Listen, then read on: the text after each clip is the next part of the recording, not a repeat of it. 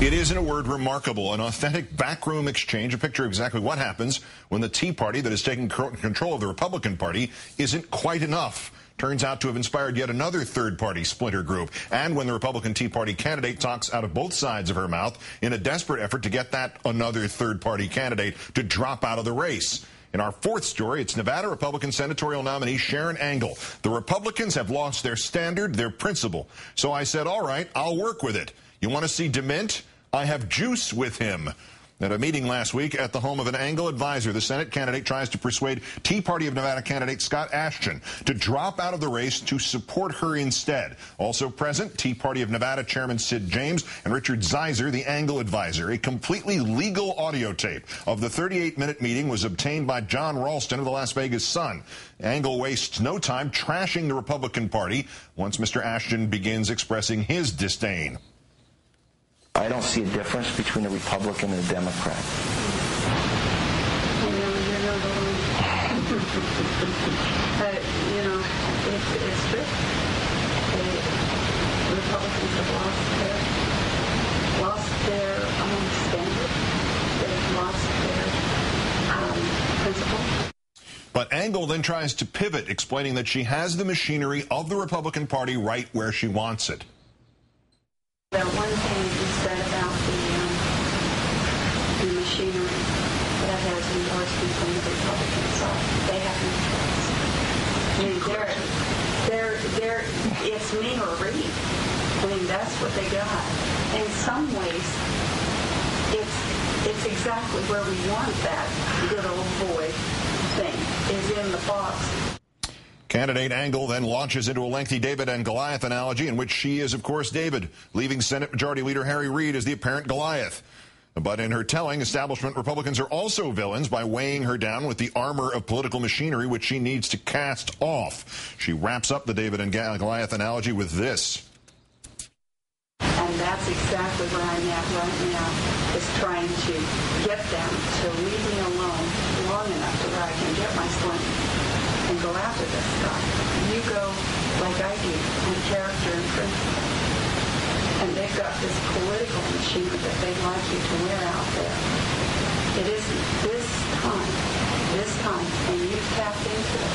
You're smart Russian. You have tapped into the essence of America. And the essence of America is we are tired of politics as usual. The only thing that's different between you and I is, I guess, that I was pragmatic enough to know, because of the other battles that I've been politically in, that third parties can't get traction. And so I said, all right, I'll work with it. Just show me what the rules are. I'll work with it. That's right. And after all that, by God, she'll work with it. Later, Angle talks about the grassroots power of the Tea Party movement, how she can use it. That thing gives me some juice. And that gives me juice to help those who help me. And that's really all I can offer to you, is whatever juice I have, you have as well. You want to see the myth? I have juice with the myth. I go to Washington, D.C. now, and I say, I want to see Jim DeMint. He's right there for me. I say, I want to see Tom Colbert. He's right there for me. I say, I want to see Mitch McConnell. He's there. Let's turn now to MSNBC contributor, political reporter with Slate.com, Dave Weigel. David, good evening. Good evening, Keith. Holy crap! I mean, this is how she gamed the Tea Party and gamed the Republican Party, and how much of a pro she sounds like in a back smoke-filled room. Is anybody listening to this tape besides Democrats?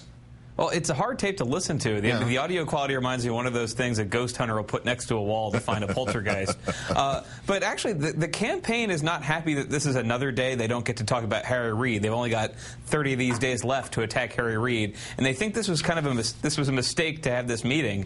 But the way I'm hearing it spun is that it's not a bad thing ever for a Republican candidate to be on tape saying the people in D.C. are a bunch of morons, and that's basically her message here. They're gullible. She's beaten them. She doesn't need them to succeed, and even when she gets there, she can promise access which I think that I guess is the only really upsetting part of this to a guy like Scott Ashton. Right. The backroom stuff, and in other words, she has replaced the Republicans in their own hierarchy. She is the virus that comes in and takes over the cell. It doesn't change what the cell is going to go and do. Is that going to resonate negatively within the Tea Party, or again they're just not going to bother to listen to it because the audio is poor? Well, they're going to side with her on this because the story of Scott Ashton is sort of odd. He declared as the Tea Party candidate a while ago, more than a year ago, and immediately the Tea Party Express, among other groups, dogpiled on him and had an ad campaign and a PR campaign to drive him down from, I think it was about 14% in the polls to single digits, with the message that he was going to split the Tea Party vote. I mean, this is the first example of how the Tea Party movement, despite lots of talk about how they were not pro-Republican or pro-Democrat, wanted to make sure Republicans won. So there's no sympathy for this guy here.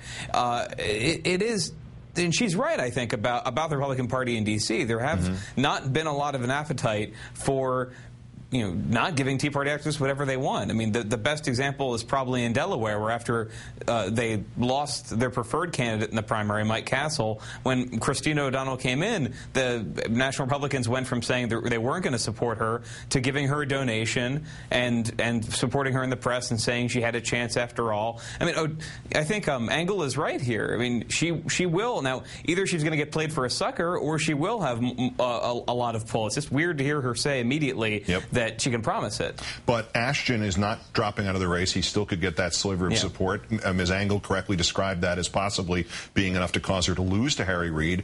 Obviously, the audio tape came from Mr. Ashton. Is he taking the real DeMint line, the real New York 23rd Congressional District line? It's better to lose with authenticity than to win with juice? Yeah, he's hard to read because since he was kind of chased down in the polls, he hasn't done a lot of media appearances, and it's curious that the Angle campaign even decided to have this meeting. Some people who I talked to today said they really didn't want to. They shouldn't have. It was a bit of a trap. No, I don't think there's anything horse race wise or